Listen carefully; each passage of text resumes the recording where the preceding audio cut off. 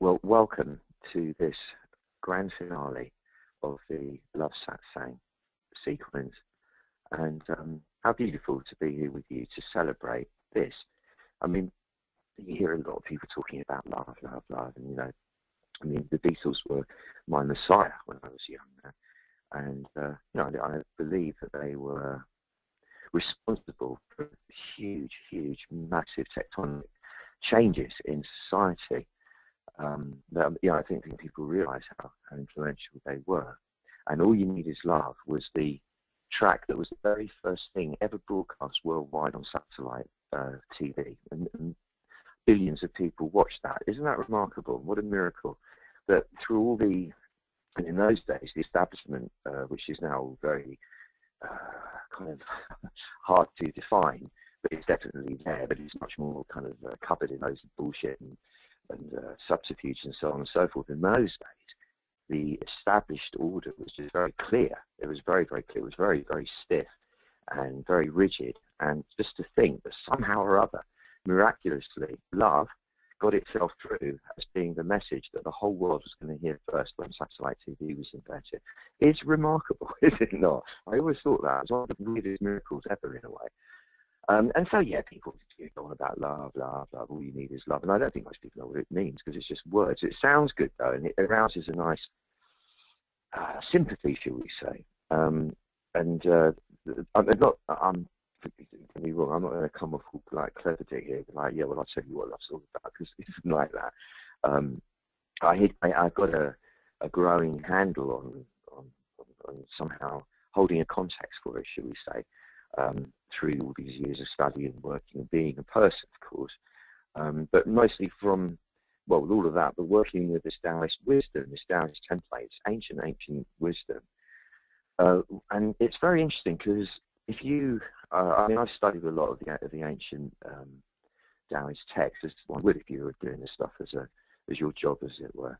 And the Tao Te Ching, which is a very succinct little kind of package of 81 rather highly enigmatic stanzas, credited to a guy called Lao Tzu, which actually translates as the Eternal Child Master, who was the keeper of the archives in Yunnan province in 648 BC, was it? Something like that. And he was credited with founding Taoism, which is the usual nonsense that people fall prey to. He didn't. He just collated what was still around in oral tradition before it got lost. And his words, whether he did write those poems or he kind of put his spin on them or not, it really is a riddle. And there are countless, thousands and thousands of scholars that translate it. I mean, it's the only book that's outsold the Bible. Amazingly, it's actually outsold the Bible in numbers of copies sold, because there are a lot more Asian people around than there are Caucasian people, as it comes, and so on, and people into the Bible. So that's besides the point. And what I spend a lot of time doing is reading the books by the Chinese scholars who are explaining how they've interpreted and not coming up with definitive translations of what he said, because it was so enigmatic. And for example, this is one that I have been working with for about 45 years, and I still puzzle over it. It's like a Zen koan. I even did a song with this as the lyrics. Doing nothing, nothing is left undone, which is kind of cool. It's got a nice little twist on words, but the underlying theme is non-action, as it's usually translated, which kind of interprets so far in my little journey that I've been playing with it, means for me, when I am not contriving or running on an agenda that's related to my egocentric desires and what have you, or to avoid dangers or just whatever it is, when I'm just in a state of service or service to the continuum. There's nothing lofty about it. It's just that I surrender to the continuum. Do with me what you will. Let me serve as your channel and do what can be done to make things beautiful here. When in that mode, which I have to say that these days I am mostly in that mode, because it's the only place that's really comfortable for me. And when I do take action, which I do, it's bizarre. I'm working on an LP at the moment called Midnight Medicine, and it's quite a remarkable piece of work, if I say so myself. And normally takes months and months to get a whole album from the basic crude stage up to where you're just like where you're seeing the shape of the tracks and you're getting ready for your finalizing. And I got it up to a whole album up to that in 4 days, sitting in Pembrokeshire. This is ridiculously unheard of. I mean, it's not rubbish. I mean, it's really good stuff, everything about it. And I didn't do it. It was like I did not do it. I just sat there and did. You know, my fingers tapped and typed, and I moved things around and concentrated and did. I was completely absorbed in it anyway. But there was this thing doing it. It really felt like the flow was doing it. So when it came out the other end, and I thought, I couldn't really believe it. They're the 10 tracks are done, but they're ready to, you know, I can play them to people without explaining what needs to go here and there. You can hear it all. And it was, wow, that's unbelievable. That really is like my local self. How did that happen? Now that is an example for me of non-action. But it's a very hard thing to define, and the whole thing is like that. Now, what's interesting is Lao Tzu was not a humanist.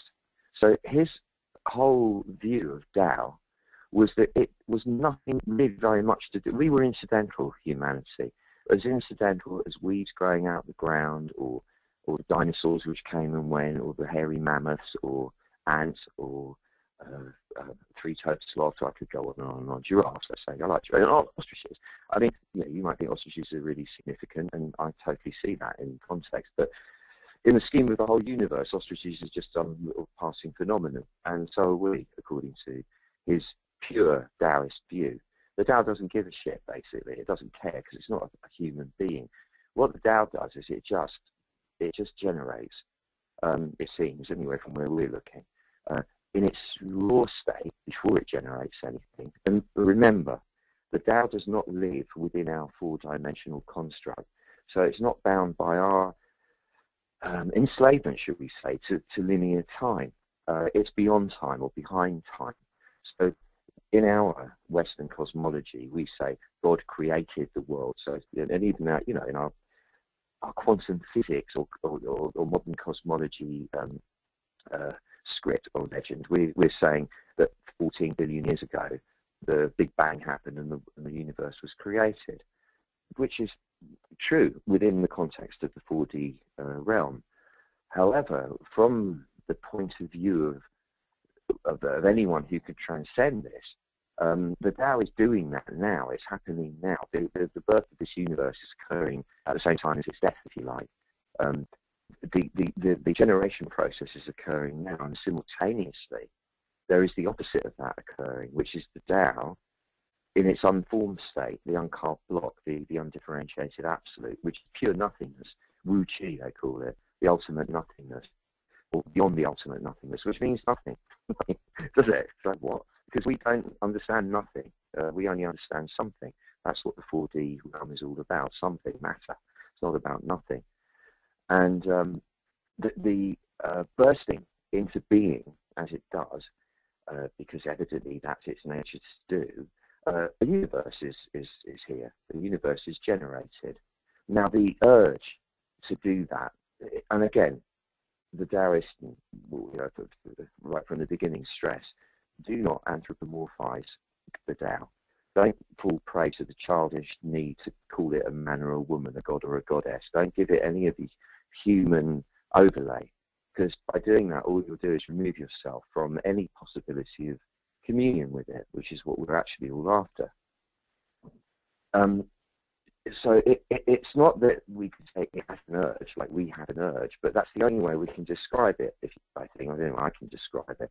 It bursts into being, and that the fuel, if you like, that drives that burst into being and keeps driving it into being. Hence, how we're all still here. We could call love. We could call it 100 different things, but love is the one we're focusing on. And according, as I was saying, he didn't talk about kindness. He talks about acting honorably and acting with virtue, but he didn't talk about being nice to people or being affable or having compassion even.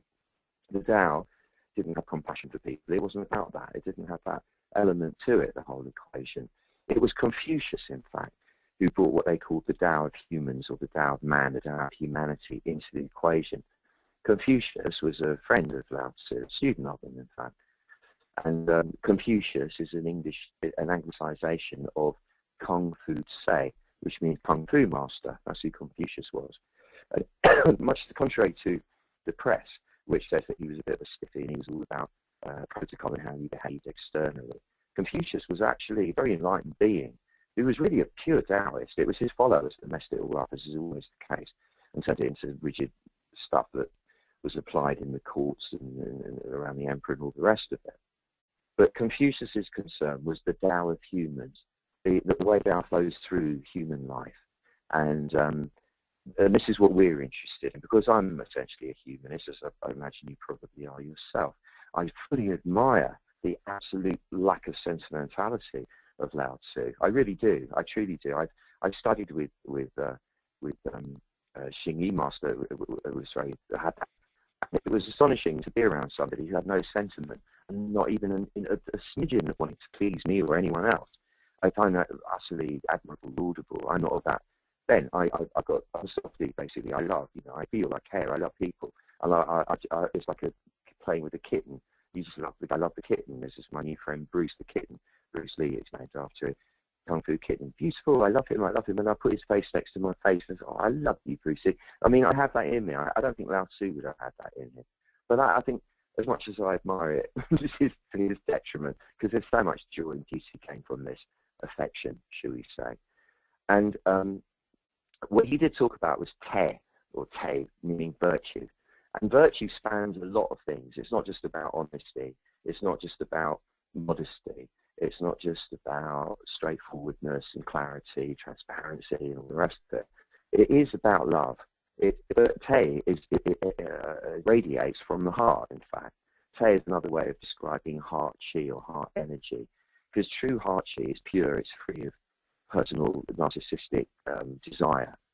It's free of a overlay of stories of all, I'm going to make her mine, or I'm going to make him mine, or she'll fit into my story as my co-star, he'll fit into my stories. You know what I'm saying? It's got none of that with it at all. It's pure, and that's why it's called virtue. It's because it's true. Virtue means truth rather. And that's as far as Lao Tzu went with the whole the love thing. Now, every artist, and I'm an artist, we're all artists, our life forms us, are our work of art in progress. And, healing is an art. Martial arts are an art. Meditation is an art. Everything I do is an art, as same as it is for you, if you want to look at it that way. And so every artist is allowed to, entitled to, encouraged to express, interpret the form of Taoism, if you want to call it that, in their own way. That's what makes it beautiful. And I'm very lucky because my first Tai Chi master, who's still my dear friend, and he said that right at the very beginning in one of the very deep sessions with the intensives. What we have to understand, if we're going to understand where Tai Chi comes from, it's not about aping people. It's not about pretending to be an ancient Taoist sage.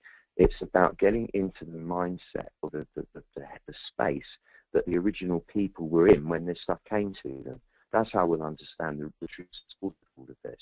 And so, in other words, we don't have to parody. We have to feel into at the deep level, because we're all capable of doing that.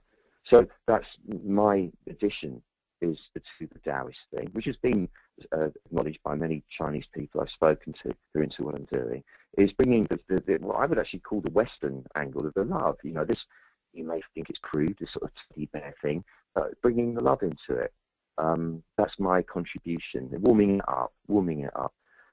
And I'm sure Confucius would totally get it, and if Lao Tzu's still hanging around as a golden immortal, I think he'd probably appreciate the addition too. Not that really matters, because who cares anyway. What is the Tao, though? So we don't know. You can't say what the Tao is any more than you can really say what love is.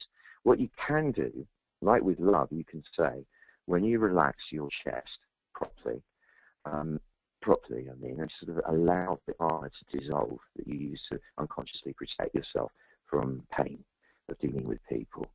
The energy of the center of your chest area naturally radiates. That's what it wants to do. And that is love. It's the heart energy. and it has a quality to it. It's different from the kidney energy or the brain energy.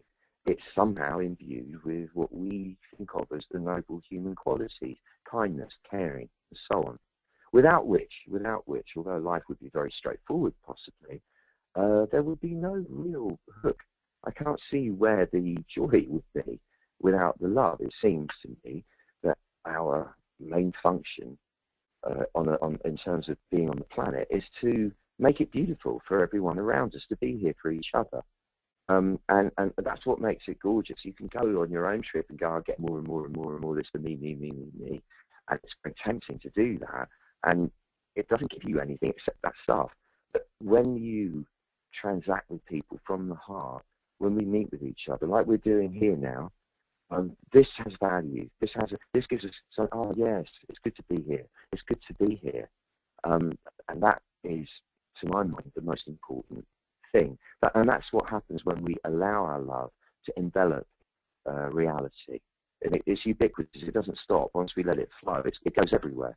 Because love travels in the same multi-dimensional realm as Tao, as Qi, as energy, as all the primordial qualities. It's us who are bound, as far as we realize, in the 4D realm. Love isn't. The Tao isn't. Qi isn't.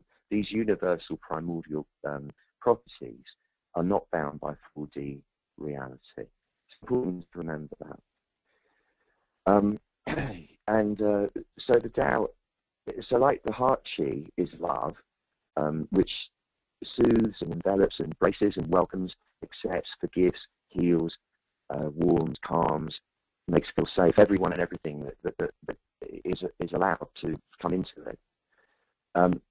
The Tao, we can't say what it is, but we can sort of say what it does. And what it does is this: when you look around you, when you think of you being here right now, when you think of me here talking, when you think of the technology and you think of the room that you're sitting in or the space you're walking around in, when you think of the planet, when you think of the cosmos and the ferocity of it, the imponderable ferocity of galaxies moving at 1 million miles an hour and colliding into each other, and stars imploding and becoming black holes that swallow up galaxies, and suns being, stars being born, and the explosion from them causing debris which forms into huge planets, and ours is only a tiny one, but imagine building this thing from scratch, you know, a handful of mud by handful of mud. And just to remind you that this lovely land that we sit on this planet is only between 3 and 40 odd miles thick. Underneath of it is a ball of nuclear power. It's so hot, it's like the surface of the sun under the crust of the earth. It's huge. If you've ever seen a volcano, I have had that privilege to sit and watch one going off in Stromboli continuously. It's this is a very, very powerful thing we're on, and this is just one tiny little ball floating about in the middle of nowhere. And this is the Tao. This is what the Tao does. It's this. It bursts into all of this, and that's it. There's no greater kind of need to know much more than that. That's what it does. It remains, meanwhile, simultaneously in the subatomic realm. And as we know from our own physicist explorations, rather than, and this is where it gets beautiful, rather than the Tao being, if you like, as big as this entire universe isn't, it's the tiniest microscopic subatomic particle there could possibly be, so much so that even though they've spent zillions on looking for it, they haven't actually really found it yet. It's that tiny. Isn't that beautiful? This tiniest thing ever imaginable bursts into this entire universe. And that is a kind of a clue about how it doesn't live in this realm. Now, loving the Tao, as in relaxing the chest and allowing the heart energy to envelop the Tao, what does that mean? And why is that a good thing to do? Because if the Tao is really nothing, or if the Tao is this thing you can't describe, if it's not a person, if it's not an animal, if it's not something with feelings, what does it mean? Why should you love it? How can you love a thing that's like a tiny subatomic particle, if you want to call it, or want to look at it like that, without turning it into, like people have childishly done, into some sort of human projection of a man with a beard or a great goddess with horns on, you know, whatever it is. How do you love this thing that isn't a thing? Well, and what is the benefit of doing it? Firstly, let's just take all the nonsense out of it. just allowing your heart energy to embrace the root core of every phenomenon that your eyes fall upon or think about. Allowing the energy of your heart to embrace that, and then actively putting an intention into it of, I love you, I send you my love, I give you my love, has an effect on the physical, energetic, psychological, emotional field that is palpable. There's a release occurs every time that happens. And this is not imaginary. It's something palpable. You feel it viscerally. And I'm not really sure which angle to come at to explain it more fully, but I've just had the privilege of having lunch with a very, very, very close friend of mine to celebrate her birthday down on the south coast of England. And sitting in the restaurant, my eye was caught, as I must confess it often is, by a very attractive young woman sitting on the table adjacent, who had a lovely profile and a lovely arms and body and everything. She was really elegant and graceful, just in that moment. You know. And I looked at her, and the usual thing that we'll do is go, you know, well, she's nice. If you're a guy, if it's a woman, oh, he looks interesting, that guy. She's lovely, and she's beautiful. I'm thinking to myself, what a lovely, lovely, lovely looking animal, if you want to call it that. And I'm thinking, it's nice. So the acquisitive part of me is going forward, because you blah, blah, blah, and all that, as we do. Like I noticed this happening. It's like I'm lost in it. It's just a tiny little element of internal dialogue going on that I noticed. And then the next, I didn't go here, but what I normally do, because I'm trained and work in human dynamics, if you like, and what makes people operate internally. My next thing would be to dispel the illusion for myself, for the sake of kinship with a sister in the tribe, the human family. And go like, yeah, he looks good, and you can tell, you know, how the makeup and the hair and the clothes and da. But this is a person with fears and complexes and insecurities and ego defenses and lies and acts and subterfuges and things she hasn't looked at. No, I'm not saying she doesn't look at it that much, but I would often do that one just to kind of bring things into perspective. And then would come compassion, because bless her, she's suffering like everybody else is, despite how lovely she might look. But then there's another layer below even that, and this is where I seem to go too straight, because I was thinking about this satsang, which is what informs her is this Tao. She is her version of Tao, and I love Tao. I love you, Tao. I'm saying to the Tao inside of her. It takes us a microsecond, this whole process, by the way. And in that moment of I love you, Tao, expressing yourself as that woman or this table, that ceiling, or that car going by, or that man walking through the door, whatever it is, then suddenly grace comes. There's a lightness of being, a joyfulness in the heart, in me, in light, in my inner realm. I just light up inside, and I'm free. I have no desire. I haven't looking me to well make a story here, there, or anywhere else. I'm just here in the Tao, loving it. And what happens is the Tao loves me back. I say it's not a person, but there's a sense of, well, yeah, everything around me, the chair, the table, the room, the buildings, the cars, the traffic, the planes, the hills, the mountains, whatever it is, it loves me back, and I feel it. I feel it do that. This then brings to mind when I lived with the Native Americans. They operate on what we in the West call an animistic model, in that they see the animus, or the soul, that comes from Latin, in everything. They see the Great Spirit, the Tao, in everything and everyone. So wherever it is, whatever they're looking at, we in the day they hunt an animal and they kill it. I've done that, incidentally. It was a bit of a training for me, because I'm essentially vegetarian by nature, if not always by habit, and I don't like killing things, but it was a ritual, what do you call that, initiation, being taken up into the mountains and crossbowing a wild turkey for Thanksgiving, which ironically the Native Americans celebrate very generously, seeing as that they got their country nicked from them on that day, or whenever they're celebrating there. But no, it was a really quite hefty, weird experience for me. It wasn't easy.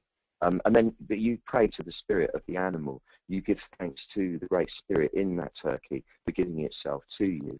So it's very much what the Shinto warriors would do with their opponents. And then you massage the turkey a lot, and you cook it. And that turkey, I have to say, was the best turkey I've ever eaten in my life. I've many tended to avoid turkey since then, strangely.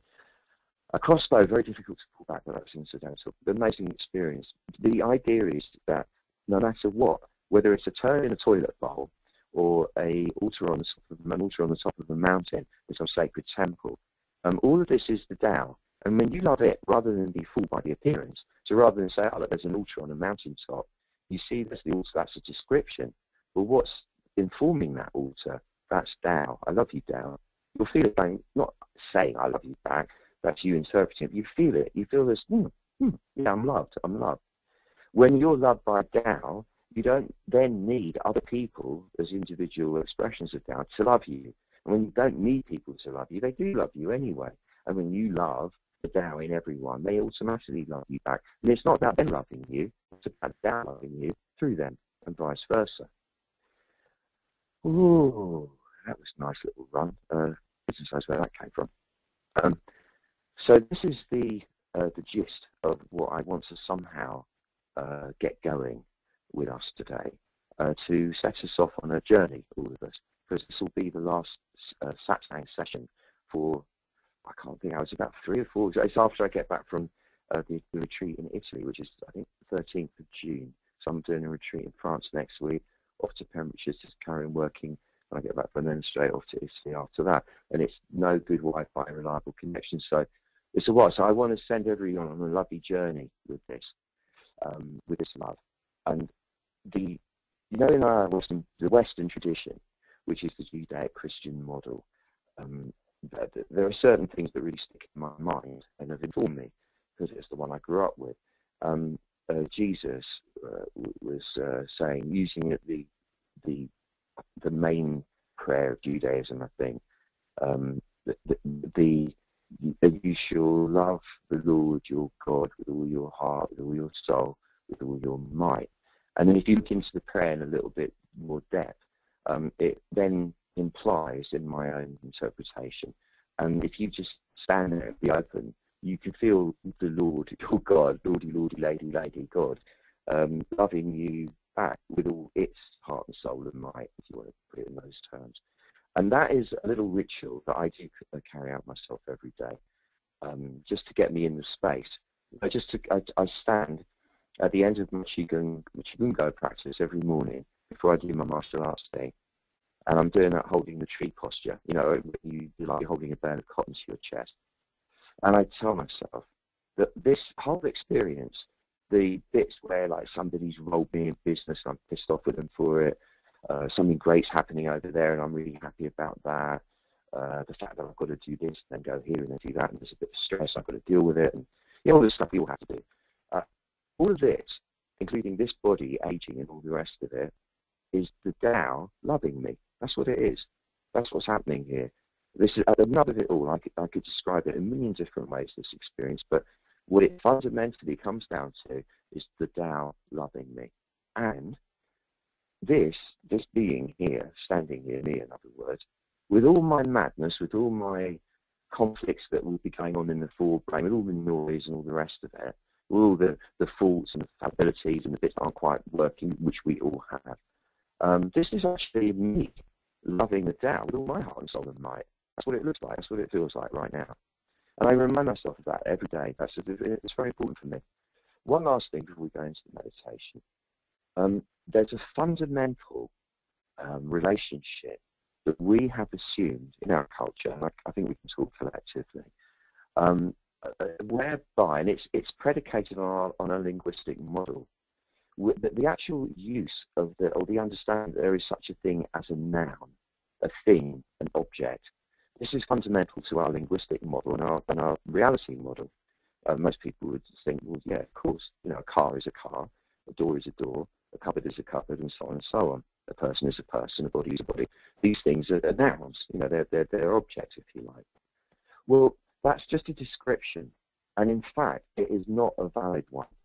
It's a fun game to play, and it's sort of a way of ordering reality, but in actual fact, it's not really valid, because there are no objects. What there are processes. So when I look at a cupboard, I can see it as an object for the sake of convenience, just because otherwise it could be very difficult because I've got things to do. if I see it as a process. But I know it is a process because that wood is morphing internally. The atoms comprising that cupboard are moving, and that cupboard is slowly and visibly, but definitely disintegrating. So there's a process occurring. So that cupboard is not a thing, it's a process. When I look at my body, so I said to do that much, but if I look at another person, and I could use that is a person, it's a noun, a thing. I have to be a human thing, but it's a thing, an object. Excuse me. That's okay. I can describe reality that way if I wish to. However, it is really superficial, because what's really going on there is a process. So it might look like a solid object with bones and a face and eyes and the rest of it. In fact, as we all know, we're changing all the time. As we all know, to get to look like that, that person has to have a shower, put hair gel in, or have their hair done, put makeup on, clothes on, blah, blah, blah, blah, blah, because it's all changing all the time. They don't look like that all the time. People are not an object. They're a process. And it's the same with diseases, so-called. They are not entities either. The noun for that is not really valid. People don't contract diseases. They engage in a process. You see, it's not a noun, it's a verb. We're processing. Everything is a process. Everything is in motion. And that is another clue to the Tao. So when you love, when you allow your heart energy to embrace whatever you're looking at, whomever you're looking at, and see through the visual setup or the tactile setup to what's informing it, that subatomic presence, that Tao, you're not really looking at a thing, you're looking at a process. And what's triggering that process, what's generating that process, just as generating this entire cosmos, is Tao. Now, if you want to kind of check with yourself, it isn't just some kind of nice idea, nice notion, nice abstraction, etc. Just think about when you were an embryo in the womb.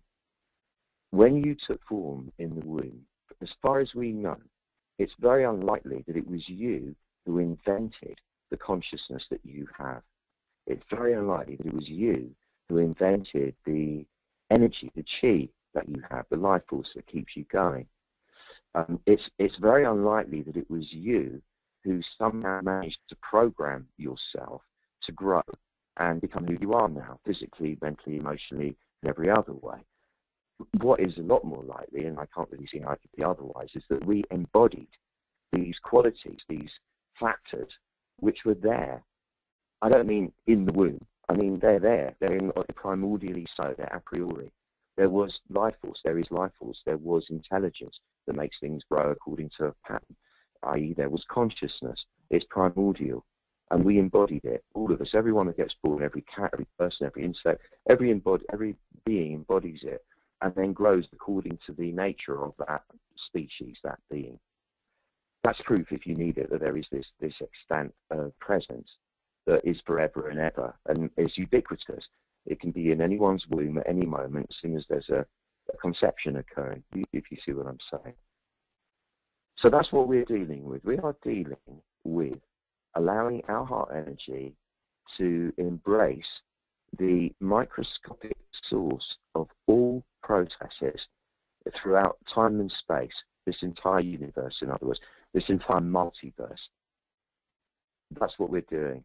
And in doing so, we're resetting things at the very nub and giving ourselves great karma, beautiful blessing, which we then share with everybody in this 4D reality that we live in, where we don't walk around seeing just the process all the time. We do get fooled by these things, because we have to. That's how we play the game here. And so we come out of this deepest level, obviously, most of the time, to interact with each other and play the game of life. And in so doing, with this blessing of love from the Tao to each of us here today, who sit here all around the world, we will radiate this to everyone that we know, whether we're thinking about it or not, whether they're aware of it or not. And it's like a juice that flows. And then wonderful things happen as a result. I'm sure you've noticed that yourself. Whenever you step out of the way and get into non-action, whenever you put yourself in service to the flow, to the Tao, with no agenda other than just to innocently express beauty and kindness in whichever way you can, wherever you go, you feel different. You feel light, and things work for you. Beautiful opportunities come your way.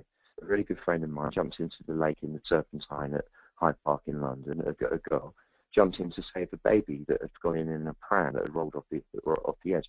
In the freezing cold, she didn't think about it. She had to do it, she said. So when I said to her, wow, that's such a courageous thing to do, she said, well, I had to do it. I couldn't leave the bed. And I knew that. Obviously, she had to do it. But she did it. Somebody else might not have done it. She did it.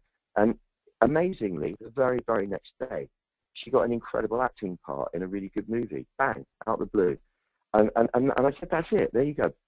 Exactly there. Precise, beautiful mechanism of reward, blessing for being of service, pure service, non-action. You know, you let go of yourself and you just serve. And I think that's the model I'd like to have as our example for today. I don't quite know, as I never know how I'm going to do this, but bear with me, and I'll start channeling it for us.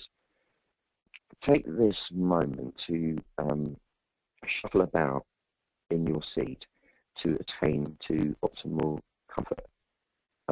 Make your sit bones sitting flat on whichever surface you're on, to which if you put your hand under your buttocks from the sides, and kind of pull them out from underneath, as it were.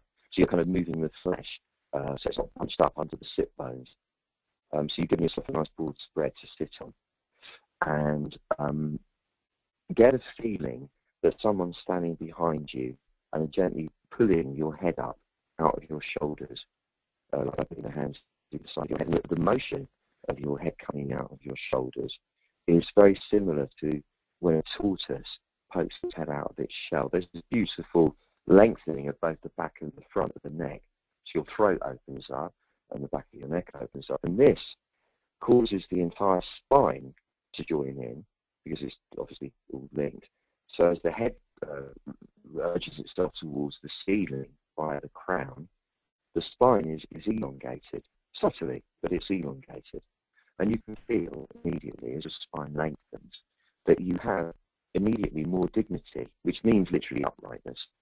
But it's of the character as well. You feel more dignified. And the mind feels subtly lighter, because it's not all the head with the head hanging forwards and the weight of your story bearing down with it. But instead, you're now reaching, you're urging for the heavens. So you get the lightness of the heavens in you. The shoulders, which are often held slightly up around the ears as a protective device, can now be dropped, because we're safe. We don't have to protect ourselves right here and right now. Let the shoulders drop and drop and drop and drop even more. And as they drop, allow them to broaden. Let your shoulder girdle broaden out. So we hold the shoulders narrow to be more invisible and therefore not attract danger, wild animals, predatory people, and so on. Allow the shoulders to drop and broaden. So you're just taking up a bit more space, a bit more breadth to you. Your breastbone, allow your breastbone, now without arching your back, even a fraction, to slide upwards slightly, like a half a millimetre if that, and slightly forwards at the same time. To give your chest more barrel-likeness, a bit more depth in your chest, a bit like the Queen or the King sits, with a big chest, open chest. This is important because apart from being a gesture of rising up to all that is beautiful, it enables the heart area to open in a moment when we go there. The muscles of the body, which are generally held much tighter than they need to be through fear, through being unconsciously afraid for our own survival, going a bit rigid. So like I went up the first time I went up in a helicopter. I was scared because I just don't like being in things with no wings flying in the sky, and I was gripping the seat as if it fell out of the sky that would help me somehow, and it was stopping me enjoying the ride over the Highlands of Scotland on a beautiful June clear blue sky day. So I made myself let go of the seat. It wasn't easy, I tell you, it was really difficult. I kept wanting to grab back on it again, but I finally let go because I realised how much energy I was wasting in my forearms by keeping them tense like that. And we're all doing that most of the time without realising it, holding the forearms tense, like gripping. Let the forearms go, let the forearms go. And notice how when you relax those, that relaxation seems to want to spread of itself through the body. And we're not going to stop it doing that. In fact, we're going to help it. So let's pick some other areas. Think of the points just either side of the outside of the nostrils, just at the base of the cheeks there. And let those points relax. Seems a daft thing to say perhaps, but get into it. Just let the muscles either side of the nose, the cheek muscles really, relax. So invite them. So cheek muscles, soften now, soften. And as they soften, you can feel how much tension you've been holding there without even knowing it. Because we face the world with our face, so we tense it. And then when they relax, the jaws want to relax. And when the jawbones relax, the forehead wants to relax. The center especially, the middle of the forehead goes soft. Invite it to. Say, middle of my forehead, soften. And then the eye sockets want to soften as well. In fact, even the eyes themselves want to soften. You let them. In fact, the brain wants to soften. Let the brain soften. I go through it. Let's go to the between the shoulder blades, just the upper part, kind of in line with the seventh cervical vertebra. That kind of, that if you put a ruler from one shoulder tip to the other behind you, where that would intersect your spine, and let that area, invite that to soften. And notice that the shoulders then find it hard to stay up. They want to soften as well. Let them. The center of your chest, we'll come to this in a moment, but for now, become aware of the center of your chest and just invite that to soften. And it will. You'll be surprised how much you can soften it.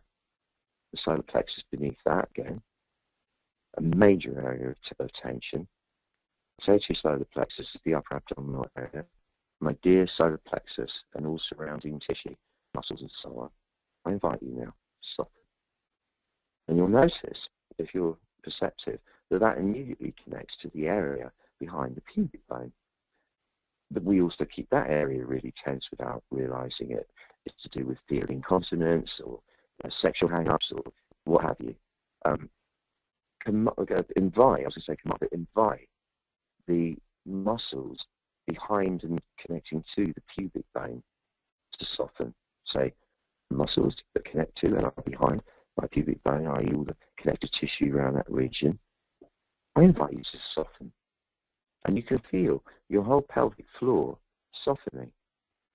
And you can allow that to move down your legs, your calves, the center of the calves, the places where you get the cramp sometimes when you're a kid, maybe swimming and so on.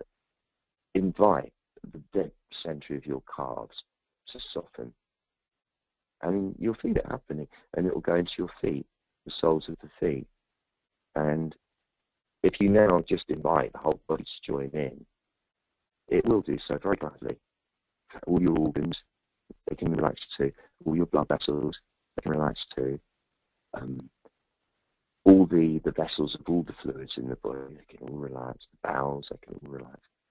And the bones themselves, even your bones can relax, because again, they're not objects, they're processes. They're changing all the time, all the cells are moving around in there. Say to the bones, my dear beautiful bones, who've kept me in this shape so miraculously for so long, and we continue doing so for ages and ages, I invite you to soften now. And the bone marrow, the very core, you can't go deeper on a physical level than your bone marrow. That's as deep inside as you can go in yourself, physically. See, my dear bone marrow, you who I rarely ever give any thought to, yet who comprise the very core of my being on a physical level, I invite you now to soften. And if you're very discerning and sensitive, you can actually feel your bone marrow softening. You'll notice by now that your whole body, and along with it, your tone of thought, soften considerably. And you notice also that the breathing is going on. Now, the breathing is one of the most essential, on an immediate level, autonomic functions there is, because without the next breath, there's not going to be any more life. So it's pretty immediate stuff. And interestingly, the kidneys are responsible for the drawing in of the energy when the lungs allow the air in. The lungs themselves are only responsible for the pushing of the air out. They're responsible for expelling the air. So the diaphragm contracting is what actually makes the lungs squeeze the air out. Then you relax anyway, you can't help it. autonomically, you will breathe the next breath in until you don't do that anymore. While you're here, you will breathe the next breath in automatically, but the out breath you can intervene with. And that's remarkable. It's the only autonomic function you can intervene with so directly. You can actually control the duration, the tone, and tempo of the exhalation by contracting the muscles of the belly, pulling them back towards your spine as if you're trying to make yourself very thin with a washboard stomach. And that squeezes the air out of you. Then you relax. The belly expands, as it looks like it expands anyway, and that's actually causing the diaphragm to move, and that allows the next air to come in automatically. And become aware of that process, realizing that you're engaging with the very elixir of life itself, which we normally, as we tend to do with the most valuable things there are, i.e. being here, totally take it for granted. And this is the juice of being here. This is what enables, it's the mechanism that keeps you here, is your breathing. So just a momentary nod of appreciation, of respect, of honouring, of adoring this process of the breathing. And you'll notice now that as the breaths become softer, smoother, slower, thicker, more like silk, the feeling tone within you, not just the brain, because the consciousness is not just in the head. The brain just is where it gets processed into thought and song and nerve impulses and what have you. It's the servo unit. The consciousness is everywhere throughout your body and beyond. It doesn't actually have limits. And the tone of it has become softer, not just within you, but around you as well.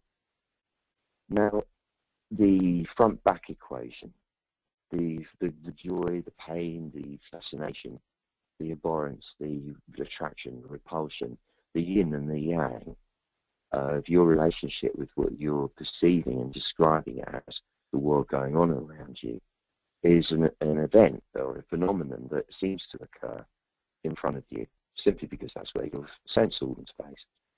And because of that, you draw forwards into the front of your body, just without even realising it, and generally tend to get stuck there, most people for the rest of their lives, other than the odd occasion where spontaneously in a state of great relaxation through either drinking or drugs or dancing or meditating or praying or chanting or lovemaking or doing whatever, hiking, mountain climbing, whatever it is, they will come into their bag.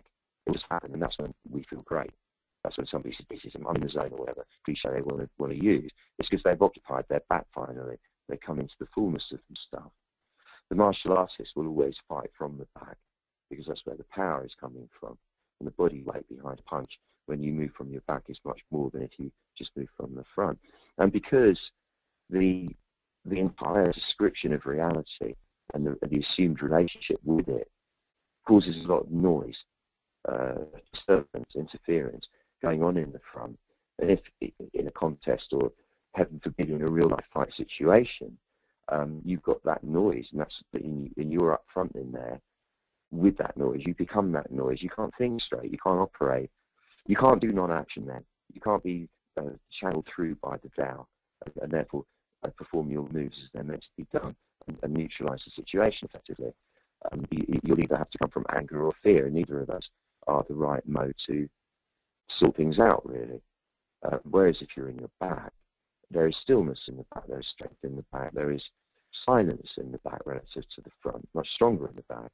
And you don't feel fear there, you don't feel anything there except being, pure being. You're observing, you're the witness bearer in the back, looking, watching, with curiosity, gleeful curiosity perhaps, but just amusement most of the time. Oh, wow, look at this, I'm here. And there's this phenomenon of emotions and energy swirling in my front. How beautiful, how fascinating. It's about it, as far as it will go. You're here, that's the gift. And by learning, allowing ourselves to be in the back, we take command of the front. We are accommodating the experience of being human that's occurring in the front, the conflicts, the noise, but we're not involved in it anymore. We're just accommodating it like we would if we were looking after children playing in a playground. We don't have to go in there and do daft things to say silly and shout and play with sand and sand. It'll do anything. We just sit and take care. We accommodate them doing that. And it's the same with us. We don't have to be in all that noisy rabble in the front and the front of the brain. we're in the back, and we're just taking care, we're accommodating. So to affect this, before we do the heart opening, visualize breathing in through all the pores of your face, the skin in your face, your throat, your chest, your belly, your groin area, simultaneously. It's like you're breathing in through all the pores. What would be a wall of air, and you're breathing it all the way into your back. It's filling up the whole of your back, by which I mean everywhere rear of where the side seams of your t-shirt or dress would be. So everywhere rear of there is your back, and as you breathe in through all the front of you, this wall of air comes into your back, and that makes you mindful of being in your back. As you breathe out likewise through all the pores of the skin in the front, as it were, that wall of air, and that forward thrust of the air going out through you causes you to be thrust back further inside, like when you take off in a plane. So you breathe in through the front, into your back, and you're in your back. You breathe out from your back through the front, and that makes you even more in your back. And each time you do a breath and you come more and more into your back, just remind yourself, this is very nice actually. Notice it, very quiet here, very easy. There's no noise, there's no disturbance. This is why it's not an easy thing to remember to do, because there isn't anything happening. That's the whole point. There isn't noise and a disturbance in the back. We're so hooked on noise and disturbance and distraction that we don't quite know how to reference the opposite. And like I was saying before, the Tao is essentially nothing. It's at the root of everything is nothing. And when you're in the back, that's what you're feeling really, nothing, except life. It's just pure life, consciousness, energy. You'll also notice as you keep doing this, there's a sense that the confines of the physical form are an illusion, and that the scope and scale of this presence that does it in your back is far larger than what can fit in the physical frame. And there's no need to keep it down there anyway. It's only the limits of the imagination that do that. So allow those limits to be widened for a moment and feel yourself as big as you can possibly be. Behind you, as it were, behind the physical. There's a sense of presence as you keep breathing in through the front into your back and everywhere behind that, and breathing out from your back and everywhere behind that through your front. There's a sense of a big, big presence. And this big, big presence, when you take off all the limits of the imagination, is in fact the biggest presence there is, which is ironically the smallest thing that there is conceivable, i.e. the universal Tao, the big presence. That's you. That's it, all of us, but with different faces, with different descriptions, with different stories, different flavors, different tones, different shapes, sizes, and everything else. Nonetheless, it is all the same big presence, informing all of us, right here, right now, us here in our circle around the planet, but also everybody on this planet and throughout the universe, every sentient being. Even the trees, I mean, they know how to shoot their leaves up to get the most amount of light. There's even intelligence, if you like, in them, in everything. This is it, the whole thing, this massive presence that's everywhere and nowhere at the same time. And the front part of us is just the expression in the 4D realm, so that we can have conversations with each other, so that we can do things. That's what we're here for, to have fun. And now, from the back of you, become aware of the breastbone, which is like your armor plate in the front. There, to protect your heart and your lungs. And because there's no immediate danger, we can afford to do this. Imagine that you have a pair of sliding doors in the center of your chest, and they're opening each to the side to reveal the energetic heart center. It's not the physical heart we're concerned with here, it's that area of the body that actually operates outside of the 4D realm as well as it does within it. Hanuman, the Hindu monkey god, is often depicted as ripping his own chest apart to reveal in there his heart, which has got Ram, Ram, Ram, Ram, i.e. God, God, God, God, written across it endlessly. I.e. he's here to serve by opening his heart and loving. And it's that kind of image. So you've got your heart, your breastbone is being rent asunder in the most personal way, and reveals in a gap there what I like often to describe as what seems like a cluster of extraordinarily precious rubies and garnets and amethyst, and forgive me, I can't remember all the names of things that are those kinds of colours, but rose quartz and any other red, flame, fuchsia, pink, rose, nicely golden, warm hued thing that you can imagine. I like to sometimes elaborate by bedecking the whole image in a circle of beautiful flowers. The obvious one is roses, but I think we can be more inventive than that. And the smell, the fragrance that is radiating from the heart center is just gloriously, beautifully sweet, and I don't mean sickly sweet, just perfect. And this is just to get the mind to unit to that. That's just every use of fragrance. Doesn't matter anyway. And you're behind all of that, observing it. You're bearing witness to it. And see this, if you like, as a rose gold light, a rich, warm, subtle light that's radiating with limitless velocity, ubiquitously. It's going throughout your physical form. It's going all around you, behind you, above you, below you, to the sides, and everywhere. So if you could picture us all in a circle here, in the ether, as it were, hanging out in an amazing circular formation around the planet, shall we say, and out in space though quite a bit, so we can see the planet between us.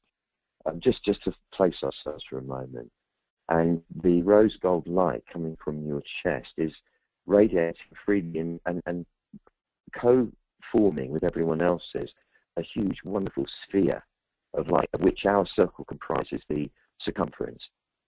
And at the center of the radius of the circle is the center of the planet Earth, way away down there. So no reason to just yet, just as a reference point. And the presences, or the presence that informs all sentient beings, all the 7 billion plus people, plus all the other life forms on this planet alone, exists outside of the 4D realm. So you could picture the presence of every single sentient being all around us as well, sort of behind our circle, outside the circle in a way, like behind each of us. There's just huge amounts, limitless amounts of beings. And we are all expressions of the same one presence. So we might be afraid of each other, and like we could be afraid of the scorpion, the poisonous snake, someone who has apparently evil intent, and so on and so forth, and rightly so. But we know that that's merely part of the illusion of the 4D realm, that informing every single form or appearance of form, actually process, is the big presence, the same one presence. And the heart is open, and remember that the presence is as huge as the universe, yet is smaller than the tiniest subatomic particle. And focus in on it as that tiny subatomic, mini particle. And let your love move towards it now. Let your love direct itself towards that particle, which we might want to see right now in the very center of our sphere, the very center of our circle. See that? We're in this huge sphere made of love, essentially, and right bang in the middle, which would be co-spatial with the very dead center of the Earth itself. They're enveloped in all that huge, amazingly imponderably hot fire, kind of irony, fiery stuff, whatever it's like they call our magnetic ball in the middle. There's this tiny, minuscule, humblest, most modest phenomenon, process called Tao, which actually informs the whole universe. And directing our love to it now. And if you want to say to it in your mind, I love you, I love you, I love you. I love you as you inform everyone and everything. I love you as you inform me. I love you as you inform everything that happens, all the events, all the opinions about the events, the reactions and counter-reactions, the episodes that occur, the ones that come as a consequence, the things that didn't happen, the things that did happen, the things that will, the things that might, all of it, all the pain, all the pleasure, all the triumph, all the disaster, all the rewards, all the blessings, every single thing, all this stuff of the 10,000 things, you're at the very core of it, you beautiful, discreet, tiny, weeny thing, you. Down. I love you. I love you. And feel it though, so I really mean it, but I love you. And then you'll notice if you look with your inner eye, this tiniest speck that we can't even conceive of grows at the same time as it's tiny to be the entire universe. And as it's expanding out forever and ever, washing through you in its expansion, what you're getting from it is, I love you. That's why you're here. You know, you being here is the sign of my love for you. That's what it is. You being here, doing this process called you, this is love. This is me loving you. And be in that state. Imagine that you have just had an audience with the Tao itself, if you want to call it the Lord, our God, Lordy, Lady, whatever you want to call it, whatever you want to think of it as. You've just had an audience with that itself. Like someone said to you, hey, what are you doing this afternoon? You fancy meeting God? I've got his phone number. I could go around there, take you around there for tea if you like. You go, fuck, are you serious? You go, yeah, come on. And you go around there and you just met God. It wasn't what you thought it was. It was much more profound than that. It wasn't anything daft. It was not anything like that. It was this. And you just done it. And it said to you and shown you, I love you. I love you. That's why you're here. That's what you're here for. That's what you are. You're my love. That's it. Let that fill you now. Just let that feed you for a moment. Let it feed you. And with that, informing every cell in your body with that love, have an intention very clear for this coming week, for the coming few weeks, that this love, without you even having to think about it, will grow exponentially in amplitude, in intensity, in presence, and power. With every single breath you take, whether you're aware of it or not, even while you're sleeping, and that the effects of this will be miraculously healing for you and everyone around you. In other words, it will make whole everything, restore everything, so that what was taken is returned, what was broken is repaired, and what was lost is found. All is restored to wholeness, and miracles of opportunities and joy and connections that you not even dream possible anymore will occur for you. Let that intention be in you for everything to unfold with supreme elegance for you and for everyone around you, remembering that all of us are many different faces of the same tiny, minuscule, universal-sized spark of being. And with that in your heart, without losing it at all, there's no need to, no obligation to wriggle your fingers, wriggle your toes, wriggle your ears and wriggle your nose, flutter your eyelids and bring yourself back into the room. I've gone way over the allotted time, which is most impolite of me, I know. I just did have my eyes closed, so I have no idea. And I think it is politic to say, shall we have just 3 questions? Otherwise we'll be going on, but I want to keep holding you up. So for this, I will pass on to dear Sue, esteemed producer of this episode of the barefootsatsang, our grand finale here, to explain what to do. Hello. Hello. That was a grand finale. Right, if even you say so, then it must be true. Thank you. Well, sometimes I'm so busy with technical hitches I don't get a chance to participate, so it's nice to participate with everything working okay and just keeping half an eye open. We actually don't have any questions in at the moment, so if you have a question, please do type it into the box and I will read it out to Doc. Meanwhile, we have a couple of comments. Firstly, from the birthday girl. From Maz, super fantastic satsang, dear Stephen. Thank you for all the love. Oh, my pleasure. Back at Yanni. Helen says, beautiful. Thank you, Helen. And Penny says, thank you. It's taken me a bit to come round and let my heart heal. Love, Penny. I'm so enjoying the Qigong too, starting to be more in the back of the body. It's so worthwhile. It's beautiful. Thank you, Penny. I'm really happy. Well, no more questions and no more comments, Stephen, today. We'll go. That's bang on and very efficient and elegant. So, look, bless you all. Thank you, Sue. It's been a beautiful series, this one. We'll be back with a brilliant one. We've got a wonderful idea for the next one, but I won't tell you about it yet. Keep it a secret for a bit. We'll keep you informed. Many, many, many exciting things, in fact, at the moment. I'm actually too excited, almost for my own good, about it all. But it's been beautiful doing this with you. Thank you. Thank you for making it possible, because you do. Otherwise it wouldn't be a satsang, which is me talking to myself. I could swear. So thank you for being my sister and my brother. And bless our human family. And let's watch the miracles happen for everybody. And I love you. Thank you. Bye.